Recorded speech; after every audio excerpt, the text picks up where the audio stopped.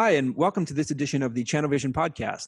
This is ChannelVision editor Gerald Baldino here, and today we're excited to have Mark Ballegeer with us. Mark is a systems engineer at Barracuda. Mark, welcome to the program. Wondering if you could start by telling us a little bit about your background and your role at Barracuda. Yeah, absolutely. Thanks for having me. Yes, I'm a systems engineer at Barracuda. I'm actually working in the MSP division, so the managed service providers. And really, we're focusing on providing security and data protection solutions to those service providers that they can in turn help their customers become successful and remain secure and keep all of their data protected. I've been in the industry for over 10 years. I've been with a couple of different security manufacturers, and really, I'm working now, almost exclusively with the sales team, trying to educate our MSPs about different types of technology, about how they can better protect themselves and their customers. Excellent, excellent. Mark, based on your industry knowledge, what are some of the cyber threats that you're seeing right now heading into 2021? Yeah, great question. All sorts of stuff is kind of the broad answer, but Barracuda's actually done quite a bit of research, and we're seeing a lot of focus on email. Really, a sharp rise in domain impersonation attacks. Barracuda analyzed about 500,000 monthly email attacks, and we've seen over a 400% increase in domain impersonation attacks used for things like conversation hijacking. Additionally, brand impersonation is also used in almost 50% of all spear phishing attacks. So, like I said, email is by far the number one attack surface. Business email compromise really causing the most damage, those attackers getting credentials and then doing malicious things with them, if it's stealing information or if it's getting credentials or wire transfers, all sorts of nasty things that they can do once they have those credentials. So the Internet Crime Complaint Center, or IC3, received almost 500,000 complaints last year. So it boils down to about 1,300 a day.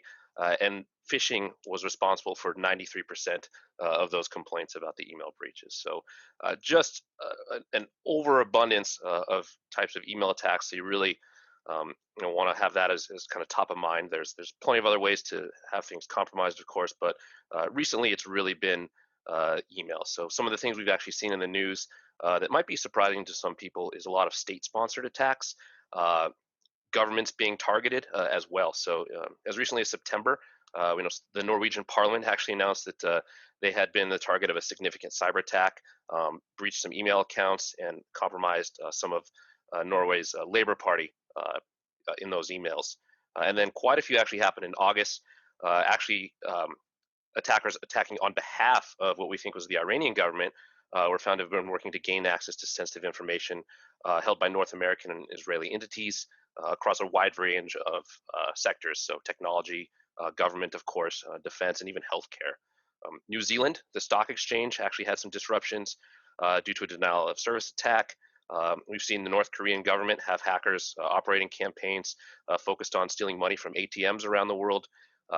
And some Pakistani hackers have developed custom malware to steal files from victims in 27 countries now, and that number is still growing, prominently India and Afghanistan. And then going back a little bit further to June, North Korea again really tried to capitalize on the COVID-19 themed phishing emails. They sent to more than 5 million businesses all around the world, the U.S. Included, and the U.K. as well. Again, just trying to steal personal and financial data. And then Australia actually announced that they were also the victim of a large cybersecurity attack. So, kind of what I'm pointing out here is no one's immune. These are the largest organizations in the world, governments of whole nations being targeted for these types of attacks. And then on the other side of that coin, we're seeing state-sponsored attacks. So it's no longer it evolved from maybe it was a guy in his basement in college thinking, hey, this might be cool, see if I can get in there, to, hey, a group of people realizing that they could use this for financial gain. And now it's become, from a crime syndicate all the way up to a full state-sponsored operation. So it's just growing quite a bit, and it's really scary, honestly. And so you really want to be aware of this and be sure you can protect yourself. So, Mark, from what I'm gathering here, there's a lot facing businesses today. The cybercrime landscape is really changing very quickly. What are some of the challenges that businesses are facing in trying to stay safe? Yeah, great question again, and it's a very, very hot topic.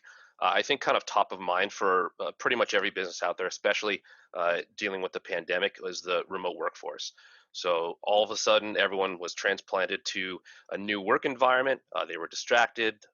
Cyber criminals were aware of this, and they increased their types of attacks. So people might have traditionally been more wary about clicking on an email that said something that they weren't subscribed to, or weren't necessarily concerned about. But once something said COVID on it, they really wanted that information, and so they would click on it and open a link that might have some malware on it. And then the other things that I think a lot of businesses didn't really account for initially is that everyone had different home environments, and so there was lots of different distractions there. People trying to educate their kids or working in cramped spaces. Again, all this stress made people more vulnerable to these types of impersonation attacks, and opening emails that they maybe shouldn't, or clicking links that they maybe shouldn't, just because they were stressed out and weren't in the right state of mind to kind of protect themselves. And kind of going in that same vein, uh, so those challenges are the education of those end users. So you want to make sure that those users are savvy when they're in the office. Yeah, you've got kind of the keys to the kingdom in the sense that you're controlling the firewall, and you're controlling the mail filter, and you're controlling the connectivity to different links. Uh, when they're at home, that kind of opens up a little bit. So you want to make sure that those users are educated about being able to spot these phishing attacks, and understanding what's malicious out there and what tactics an attacker might use to try to take advantage of them. And then as far as the last challenge, the idea of being future proofed. So again, all the challenges of having that worker remote, there's always going to be new attacks released, and they're constantly going to be involved. So when viruses and just basic attacks started out, kind of in the 90s, really all you needed would be an antivirus. It would be able to recognize, oh, this is a malicious file, it's doing something malicious, we can stop it, and it's on this one computer, and that's it. And we're good to go. We've stopped the threat, now we're done. And now, because of the Internet of Things, all these different devices being connected at the same time, different locations, uh, things moving to the cloud, really, really great for the spread of information, really, really challenging to make sure that that all stays secure. And so things like advanced threat protection is really something you want to take into consideration. So making sure that regardless of what this file is, if we don't recognize it from a security perspective, we don't just want to let it into the environment and figure out later that, oh, that was actually a brand new ransomware attack, when all your information is now encrypted. So you want to make sure that that's diligent in ensuring that we understand the behavior of something before we let it onto the network. And so when I say future proofing, hey, even 6 months they've evolved some other new attack, we're still not just going to let it in. We're going to do our diligence and make sure that's checked on. So quite a few things uh, really coming up as far as those challenges for the businesses, and you just want to be sure that you're aware of them, and then providing protection. Obviously, every customer is going to be different in their needs.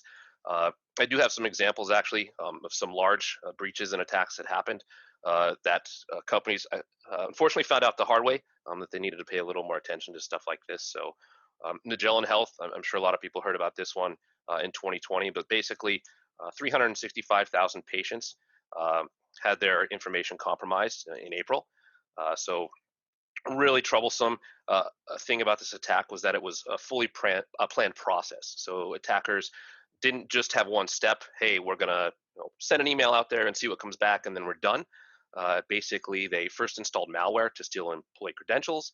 Then they used a phishing scheme to gain access to other systems, and then they used another phishing attack to impersonating the clients, and then they launched a ransomware attack. So they gathered all this information, they got all the credentials, they got all this valuable data, and then they encrypted it and launched a ransomware attack on top of it. So really, really scary how coordinated they've become as groups of attackers, and like I said, even state sponsored. So they're getting funding from nations. Another interesting one, the Marriott data breach. So end of March in 2020, more than 5.2 million hotel guests who used the loyalty application had their information compromised. So they got login credentials and even accounts of the Marriott employees. And so a lot of that customer information was compromised. And then they used that information to then pull more data for over a month before that was even discovered. So there's a lot of, again, ambiguity there about what all that information was. Was that credit cards? Was that social security numbers? Was that addresses? And then what can those attackers use that information for? And so it just makes it really difficult to kind of follow all these different patterns of attacks that they're using, and what kind of information they're getting and what they're doing with it. And the last one I'll hit on, and probably hits close to home for most people is the Zoom credentials. So uh, I'm pretty sure everyone has used Zoom at this point if you're working remotely. And obviously, yeah, due to the COVID pandemic, it's become a much more critical to use. And so, as it's being deployed more and more often, attackers are realizing the value of it. And so, they're compromising people's credentials. They're putting them up for sale on black markets in the dark web, and they're doing things that are pretty nasty. So you might think, well, great, they got my Zoom credentials, so they can start a meeting and do a conference against their or with their colleagues and plot mischievous things. Like, yeah, that's one thing they could do, but the real danger is that they can start getting into meetings that they shouldn't be in, and then recording data or inserting links into the chat that people can click on that are going to infect their device. And so there's really no limit to what they could do once they've compromised these devices. Maybe that's a keylogger, maybe that's something that's going to steal their credentials for other logins, and so it's just going to spiral out to there. So really, really scary. And again, you want to make sure you're securing all of that environment. Mark, right now, a lot of businesses are really in over their head trying to combat cybercrime, especially during the pandemic, as companies are dealing with staffing shortages and budget cuts. How are you advising these customers, and what are some of the best practices to cybersecurity right now that you're recommending? Yep, absolutely. Again, great question. And I actually have this conversation all the time. And I would say the biggest one is to never assume. So IT security should really be a top priority for businesses of all sizes. So uh, common misconception among especially SMBs or smaller organizations is that if they have an MSP partner, they're totally going to be covered from a security standpoint. And really, is the fact of it is the MSPs also have to have regular conversations with their customers around what security is happening, what that customer's business involves, and just to make sure that kind of all those bases are covered. Make sure that they're upgrading different systems as appropriate, making sure that they're educating those customers about new types of attacks, new things that have been released into the threat landscape, and making sure that they're implementing the right solution for the customer as they grow or as they change how they do business, especially, again, you said over their head in this pandemic, all these changes that have happened so rapidly. And the next thing, like I kind of alluded with the never assume comment, is that yes, it can happen to you. From a hacker's perspective, they don't care. So they would actually rather attack a bunch of smaller or medium-sized businesses than try to go capture that big fish, that Fortune 500 company. I mean, they're still going to try to do that, but if I can get 50 smaller companies with minimal security in place, I'm going to still get that same or even bigger payoff than going after a larger company, and it's probably going to be a lot easier for me. So from their perspective, they're just finding the low-hanging fruit. I often attribute it to a bicycle. So if I have a bicycle and I lock my bicycle on the sidewalk, and there's another bicycle there that's not locked, if a thief walks by, they're just going to take the bicycle that's not locked because it's the easiest one to do. And so, yes, it's true. If someone really, really wanted my bicycle, they can go after it and try to break that lock. But the fact that I have that lock in place makes it more difficult for them, and they're not going to waste their time. And so, you want to be sure that you're doing your diligence to protect yourself, protect your customers, and have that lock. So, no solution is perfect, but you want to deploy a layered approach and make sure that you're kind of covering all of the different facets and threat vectors. So if something does get compromised, you have data protection in place so you can recover from it. And so you have multiple ways of protecting against these types of attacks and things that attackers are going to try. Uh, and a little bit further into that, the first step in doing that is determining where your weaknesses are. So, hey, are you doing good patch management on your servers? Has that antivirus been updated? Uh, is your spam filter tuned properly?